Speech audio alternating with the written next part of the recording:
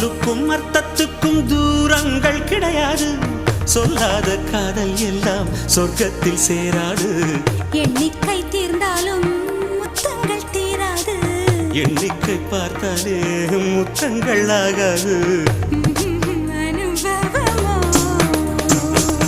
என் வீட்டு தோட்டத்தில் பூவெல்லாம் கேட்டுப்பார். என் வீட்டு ஜன்னல் கம்பி எல்லாமே கேட்டுப்பார்.